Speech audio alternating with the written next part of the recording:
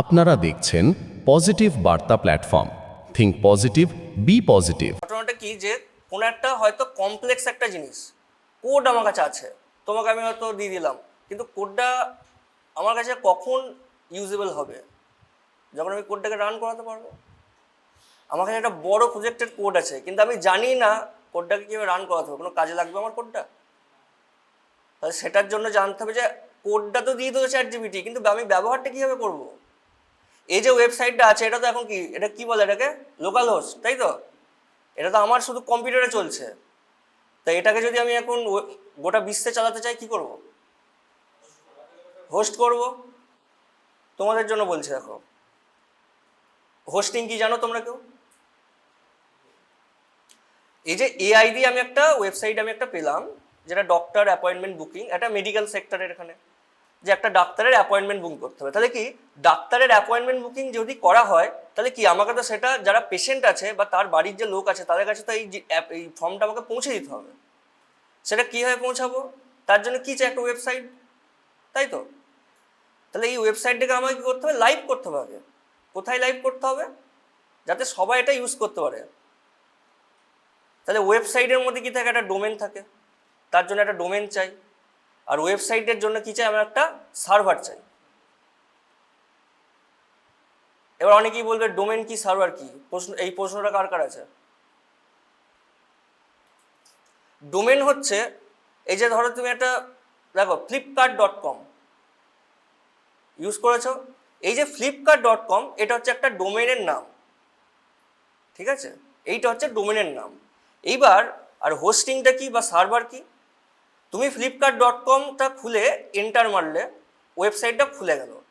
ওয়েবসাইটটা যে খুলে দিচ্ছে, যে ব্যাকএন্ডে আমার যে সার্ভার আছে, মানে কি হচ্ছে এখানে, তুমি রিকোয়েস্ট দিলে, একটা কোয়েরি রিকোয়েস্ট দিলে, যেটা সার্ভারে গেল, সার্ভার সেখানে ওটা ফ্লেচ করলো এবং তোমাকে ব্যাকে আবার একটা রেসপন্স দিল, অ্যাক্সেস গ্র্যান্টেড, পেজটা তোমার ওপেন হয়ে গেল। সার্ভারে এই কাজ চলে, মানে কি, তথ্য আদান প্রদান। সহজ ভাষায় এটুকু বুঝে রাখো, তথ্য আদান প্রদান। আমি একটা ওয়েবসাইটে আমি একটা ট্যাপ করলাম বাটনে, কি হলো, সঙ্গে সঙ্গে যখনই আমি বাটনটা প্রেস করলাম, সঙ্গে সঙ্গে কিন্তু সেটা সার্ভারে গিয়ে ফ্লেচ করলো, সার্ভার থেকে আমাকে কোয়েরি ব্যাক করলো এবং আমি অ্যাক্সেস পেয়ে গেলাম। যদি আমার কোনো পেজে ঢোকার অ্যাক্সেস না থাকে, আমাকে দেখিয়ে দেবে অ্যাক্সেস ডিনাই। অনেক ওয়েবসাইটে দেখবে দেখায়, দেখেছো কখনো এরকম? ওটা এরর কোড, 404 নট ফাউন্ড, সেটা হচ্ছে এরর কোড। হ্যাঁ অবশ্যই, মানে কি ওই জায়গাটা কিছু নেই, ওই জায়গাটা ফাঁকা।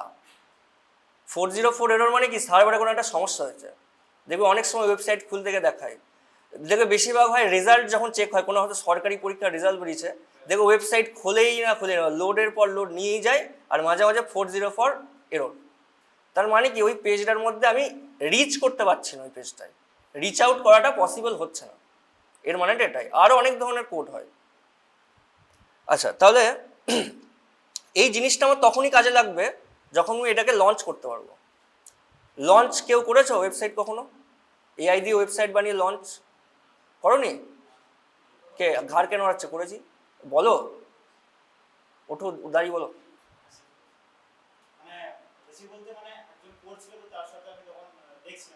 কে করছিল? আচ্ছা, ঠিক আছে, বসো। তাহলে কি, এই যে ক্ষেত্রটায় আমাকে একটা ফর্ম বানাতে হচ্ছে ডাক্তারের অ্যাপয়েন্টমেন্ট বুকিং এর। আমার এটা কখন কাজে লাগবে? যখন ইউজার কাছে জিনিসটা পৌঁছাবে এবং ইউজার যখন এই ডেটাটা ফিল করবে, আর যখন ডেটাটা আমি পাবো। একটা জায়গা, আমার কি, ডেটা হচ্ছে সব কিছু এখনকার দিনে। যার কাছে ডেটা যত বেশি, তার কাছে ক্ষমতা তত বেশি।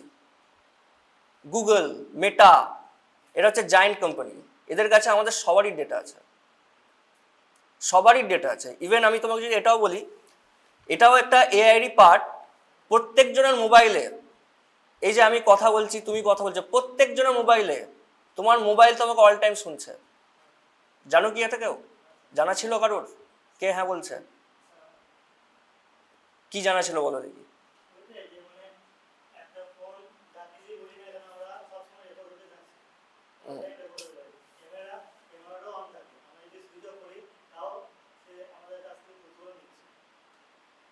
ক্যামেরাটা অন থাকে না, তাহলে তাহলে ওটা মানে মানে সাইবার সিকিউরিটির পার্ট হয়ে যাবে, কেস খেয়ে যাবে।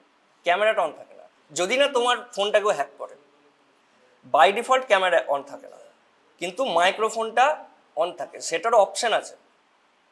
তুমি যদি চাও, হয়তো জানি না কেউ অফ করেছো নিজের ফোন থেকে সেটিং থেকে, এটা অফ করার জায়গা আছে। ফ্লিপকার্ট নয় তো, তোমার ফোনটাই, আমার ফোনে যে নর্মাল অবস্থা এখন লক কন্ডিশনে পড়ে আছে। সার্ভারে গিয়ে গুগলের, আমাদের বসো, আমাদের প্রত্যেকজনের মোবাইল কি অ্যান্ড্রয়েড, অ্যান্ড্রয়েড কার গুগল। তাহলে কোথাকার সার্ভারে যাবে? গুগল কি কাজ করে? গুগল কি কাজ করে? গুগলের মেন কাজ কি? Search engine. গুগলের ইনকাম মডেলটা কি হবে? কিভাবে ইনকাম করে?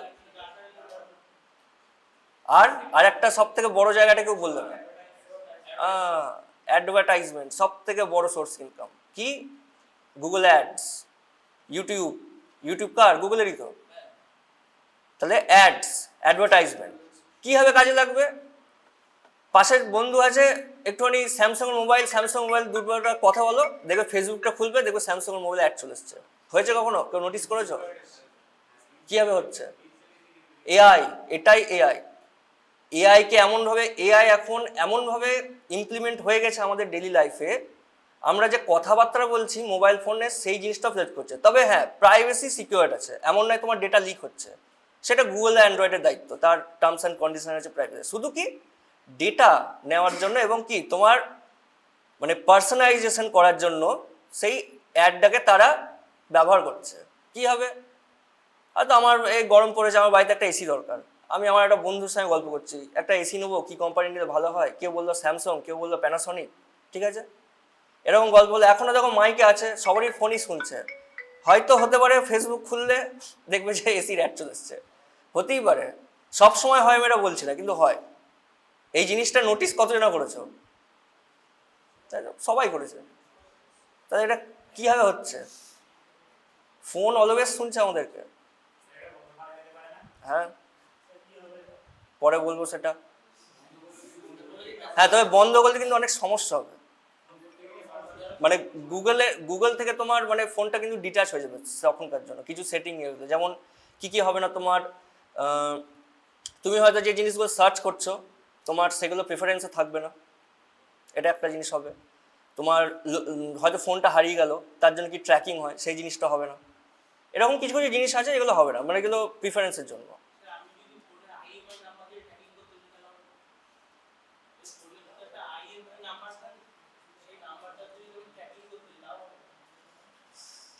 আইএম নেমে আমি কি ট্র্যাকিং করবো? মানে ফোন খুঁজবো হারিয়ে গেলে? হ্যাঁ, সেসব অ্যাক্সেস মানে গভর্নমেন্টের কাছে থাকে, আমাদের কাছে না।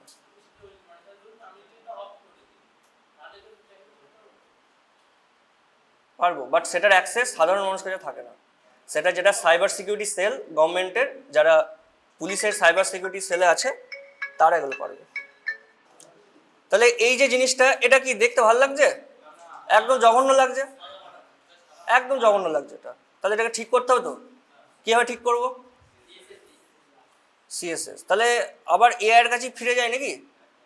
এআই কি বলি ঠিকঠাক করে দাও, একটু সাজিয়ে গুছিয়ে দাও, দেখতে ভালো লাগছে না। কোডটা চলে গেল নাকি?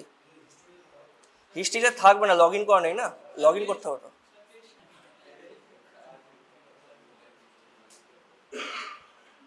এই যে চলে এলো গুগল অ্যাড, এক্ষুনি বলছিলাম গুগল অ্যাড।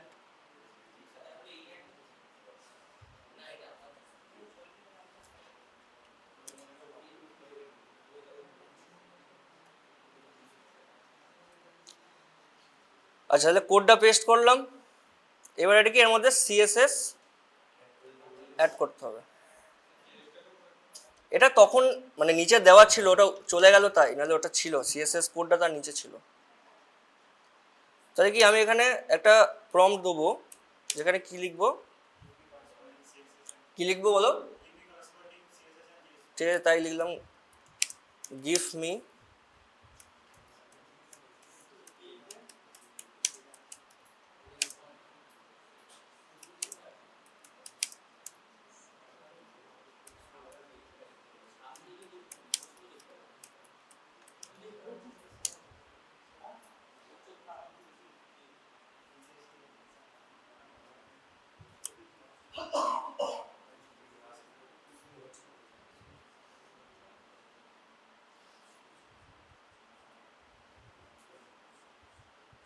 তো দেখো এআইকে আমি বললাম যে যে ডক্টর অ্যাপয়েন্টমেন্ট বুকিং যে আমার একটা ফর্ম যেটা আছে তার জন্য একটা কি প্রথমে HTML হলো, এবার CSS এর একটা আমাকে কোড দিতে হবে। তাহলে দেখো আমাকে একটা CSS এর একটা কোড দিয়ে দিল। তাহলে এবার কি করবো, কোডটাকে কপি করি, কম্পাইলারে গিয়ে ফেলবো, দেখি কি দিল আউটপুটটা।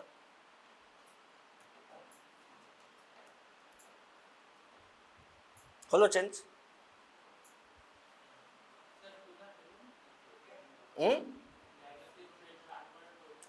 এটা কম্পাইলার, এটাকে বলা হচ্ছে অনলাইন কম্পাইলার। ওয়েবসাইটের নাম হচ্ছে প্রোগ্রামিজ। ঠিক আছে, আরো অনেক ওয়েবসাইট আছে, অবশ্যই করতে পারো। তোমার যে ইচ্ছা, তুমি VS করে করো, তা তুমি অন্য কোনো কম্পাইলার করো, তুমি যা ইচ্ছা যেখানে এগুলো করা যায় তুমি সেখানেই করতে পারো। বা এই জিনিসটা আমার কোনো কম্পাইলার দরকার নেই, এটা আমি নোটপ্যাডও রান করতে পারি। এই যে HTML-টা রান করালাম না নোটপ্যাডে, সেটাভাবেও করাতে পারি, কিন্তু CSS এগুলোর জন্য আমার কম্পাইলার হলে সুবিধা হয়, করা অনেকভাবেই যায়। তাহলে দেখো একটা এই যে ফিল্ডসগুলো ছিল দেখো সুন্দরভাবে চেঞ্জ হয়ে গেল। ছিল কীরকম, এরকম এরকম ছিল ডক্টর অ্যাপয়েন্টমেন্ট বুকিং সিস্টেমটা আমার কীরকম ছিল, এরকম একদম অগোছালো, দেখতে তো বিচ্ছিরি লাগছে এটা, কিন্তু দেখো হয়ে গেল কীরকম, এরকম। তাই তো দেখো কত সুন্দর লাগছে এটা, যেরকম একটা মডার্ন হবে।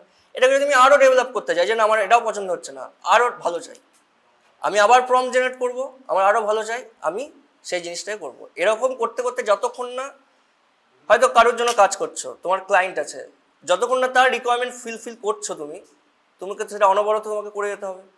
এবার বলো এই কাজটা যদি আমি ওকে বলতাম বসে বসে কোডটা টাইপ কর, কতক্ষণ সময় লাগতো ওর? একবার কোডটা কত লাইনে আছে দেখে নাও, 105 এরর আসবে তার মাঝে, আবার কতবার তা ঠিক নেই। তাহলে কি কতক্ষণ লাগলো একটা ওয়েবসাইট বানাতে? এটা কিছু নেই। এবার যদি আমার কাছে এখন এই মুহূর্তে আমার কাছে একটা সার্ভার নেই, ঠিক আছে করা যাবে, পরে একদিন দেখাবো, এইটাকে আমি লঞ্চ করে দেখাবো যে ডেটাবেসটা কীভাবে কানেক্ট করানো যায়। ঠিক আছে, অন্য একটা ক্লাসে আমি দেখাবো ওটা। যেটাকে জাভা দিয়ে কেউ করেছো, JDBC পড়েছে কেউ? JDBC পড়ো নেই, ঠিক আছে, যাই হোক।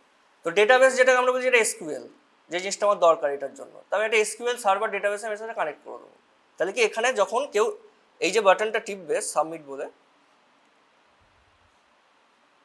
এই যে বুক অ্যাপয়েন্টমেন্ট, তাহলে কি পুরোটা ফিল করার পর বুক অ্যাপয়েন্টমেন্ট এই জিনিসটা কেউ প্রেস করবে, তারপর হয়ে যাবে। দেখো কিছু দিইনি বলে বলছে ফিল আউট দিস ডেটা, ঠিক আছে, ডেটাটা ফিল করি, দেখি তো কোনো মেসেজ দেয় কিনা। রামকৃষ্ণর নাম টাইপ করি, রাম, উপরে চলে গেছে নাকি এটা, নাম দেখা যাচ্ছে না। আচ্ছা অ্যাড আছে, অ্যাড, কতদূর লিখলাম দেখতেই পাচ্ছি না, রামকৃষ্ণ ঘোষ, তাই তো? হ্যাঁ, আচ্ছা ইমেল আইডি কি যে একটা abcd@gmail.com, মোবাইল নাম্বার 1 থেকে 0 অবধি দিয়ে দিলাম, ডাক্তারের নাম কোনো একটা সিলেক্ট করলাম, অ্যাপয়েন্টমেন্ট ডেট আজকে, ঠিক আছে আজকেরই থাকতে হলে 6 তারিখ, টাইম,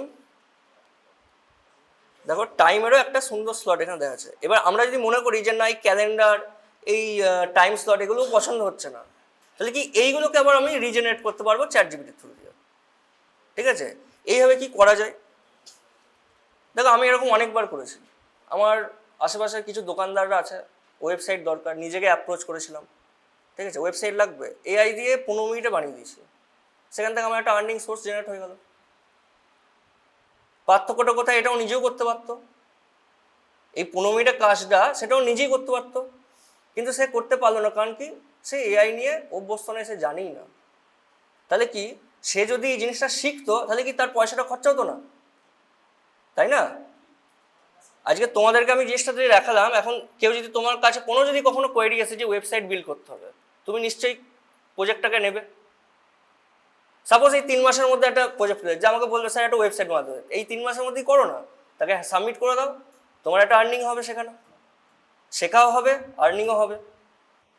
পারবে করতে? না পারলে আমি আছি তো, আমি বলে দেবো তো। প্রজেক্ট যদি পাও তাহলে অবশ্যই করে নাও, যদি কেউ থাকে যার দরকার তার সঙ্গে নিয়ে নেবে। কতক্ষণের কাজ এটা? এবার এটাকে আরও ডেভেলপ করা যাবে, খুবই ভালো হবে। যেমন এই যে আমার এইগুলো পছন্দ হচ্ছে না ক্যালেন্ডারে এটা, বা আমার এই হচ্ছে না, বা আমার হয়তো কিছু এফেক্ট চাই, যে হয়তো মাউসটা এখানে যাবে, ওই জায়গাটা হাওয়ার করবে জায়গাটা, বা হয়তো কোনো কালারিং করবে জায়গাটা, সেরকম আমরা করতে পারি। বলো কিসের ট্র্যাকিং বলতে? মানে কি ট্র্যাকিং বলছো?